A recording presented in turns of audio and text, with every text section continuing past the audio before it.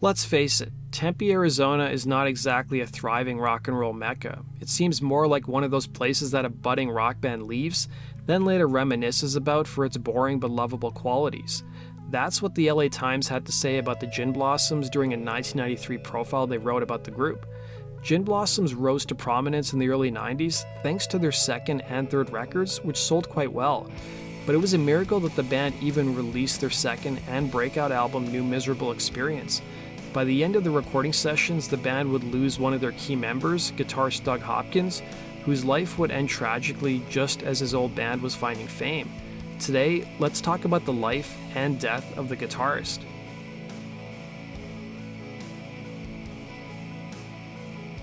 Gin Blossoms were born and raised on REM, Tom Petty, Cheap Trick, and The Replacements, which offered a stark contrast to the other popular bands of the early 90s, who were fed a healthy diet of punk rock, metal, and bands like the Pixies. Gin Blossoms married joyful-sounding melodies with young adult anxieties. Hailing from Tempe, Arizona, Gin Blossoms first formed thanks to a Tower record store in the city, where frontman Robin Wilson and bassist Bill Lean both worked. The band would form in 1987, and the first solid lineup consisted of Wilson, Lean, guitarist Jesse Valenzuela, and Doug Hopkins, as well as drummer Philip Rhodes. The band soon started playing around Tempe and developing a name for themselves. Soon enough, they put out their self-funded debut record Dusted in 1989.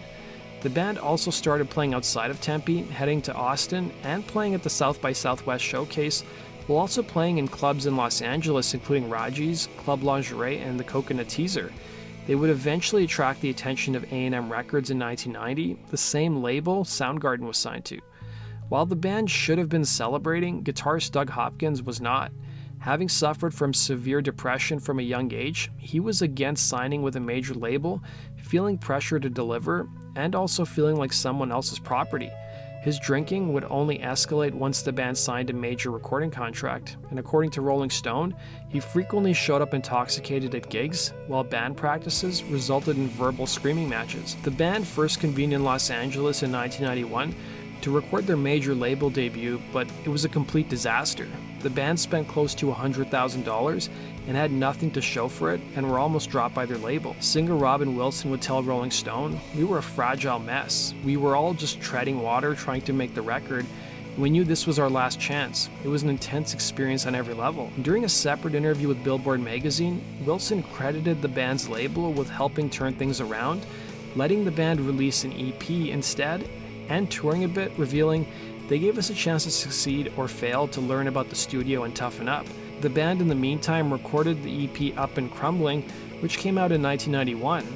As the band attempted to take a second stab at their first LP for A&M, they chose a different producer and location, recording New Miserable Experience in Memphis. That's not to say the experience was perfect, because it was anything but. The band soon started running into problems with Hopkins, with Wilson telling the LA Times in 1996, "It's just a sad thing when you've got somebody you love and you're just watching them destroy themselves before your eyes. There's nothing you can do to stop it. And it's all happening while you're making the most important record you've ever made in your life," he'd say. And Wilson would remember one incident that showed how checked out Doug was, saying, "I came into the studio and Doug was in there with John, and I heard John say, 'Well, someone is going to have to do these solos.' Doug said, 'I guess I'd rather Jesse do my solos.' I was just floored. I could not believe that that was something that Doug was considering. He was giving up. I left the room and almost threw up," he'd remember. But there was one solo Hopkins did play on, and that was one of the songs he wrote himself, which was the huge hit Hey Jealousy. Despite the fact that the band had not even hit it big yet, they would fire Hopkins immediately following the recording of New Miserable Experience. His bandmates viewed him as too much of a liability. While Hopkins wrote or co-wrote half of the songs on New Miserable Experience, he didn't record a lot of his guitar parts on the album because, according to his bandmates, he would usually show up to the studio under the influence and couldn't even stand properly. According to a 1994 Rolling Stone piece, he would, and I quote, "be doused in aftershave and mouthwash to cover the signs of his multi-day drinking binge." Hopkins was put on a plane to Arizona following his firing. After Hopkins' departure, the group shrunk to a quartet temporarily, with Robin Wilson doing vocals and rhythm guitar. But after a few rehearsals, the band decided they should get a fifth member, and they soon enlisted Scotty Johnson, who the members knew from a band who was also from Tempe. To make matters worse, according to Rolling Stone, the band withheld $15,000 of Hopkins' royalties until he signed away half of his publishing. The guitarist reluctantly agreed since he needed the money, and half of the publishing he signed away would be transferred to his replacement. New Miserable Experience would be released in August of 1992, and it wasn't a big success initially. The band toured extensively behind the album, going on the road alongside Toad the Wet Sprocket, and the album within its first year of release sold about 80,000 copies. Then things would change, as Wilson would tell the LA Times. Then the label and our manager got together and decided it was a much better record than that, and they came up with a strategy to relaunch the record with a new cover and a new video. It was basically just a matter of the label deciding that they wanted to make it a hit. Okay, we're really going to do it this time. And surprisingly, Hey Jealousy wasn't a big hit when the single was released, and the label had to relaunch the single 3 times to get any traction. Wilson would tell Rolling Stone, "One day we got a call from our label that they were going to try Jealousy again and make another video for it. The budget for the first was $5,000, the second was $10,000, and the third was $40,000. That's when I was like, holy shit, they're serious." At that point, we'd been in the van for 6 months, just a blur of college cafeterias, interviews, and opening for whoever we can, he'd remember. Then MTV did its magic and the song exploded. At the end of the day, Gin Blossoms would sell 4 million copies of New Miserable Experience and produce 2 massive hits with Hey Jealousy and Found Out About You, both of which would be top 40 hits. The timing seemed perfect because by the summer of 1993, music fans were inundated with an onslaught of alternative rock artists, and their label saw it as an opportunity, telling the LA Times, "Not all the young kids belong to that style of music or are represented by the angst of that message. There are other kids who see life a little bit simpler. It's not kids who don't see a future. The Gin Blossoms are a little more uplifting, and I think that strikes a chord with those kids," they'd say. By October of 1993, the album was a huge hit, but Doug Hopkins felt betrayed. He even attended a Gin Blossoms gig and attacked Robin Wilson before being kicked out of the venue. Following his dismissal from the band, Hopkins went back to Arizona and played in a new band called the Chimeras.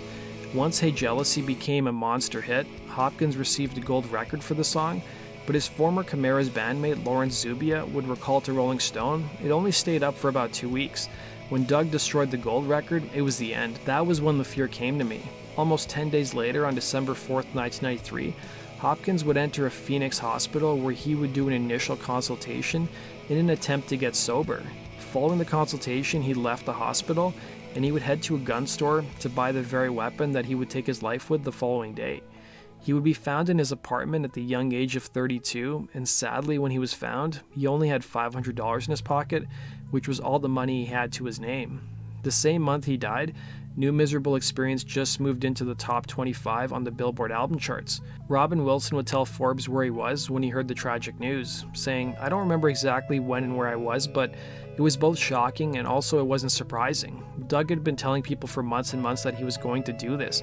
We knew there was a chance. Actually, there were times back when he and I were friends that the subject of it came up. Doug always seemed to think he was going to die young, go out in a blaze of glory."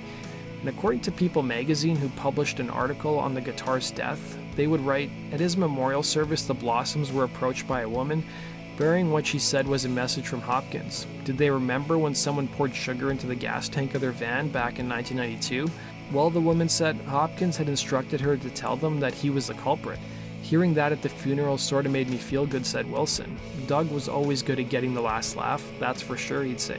In 2006, it was rumored that a biopic was going to be done for Hopkins' life that potentially starred Ethan Hawke, but it so far hasn't come to fruition. That does it for today's video, guys. Thanks for watching. Be sure to like button and subscribe, and if you guys have suggestions for future topics, use the Google form in the description box below. Take care.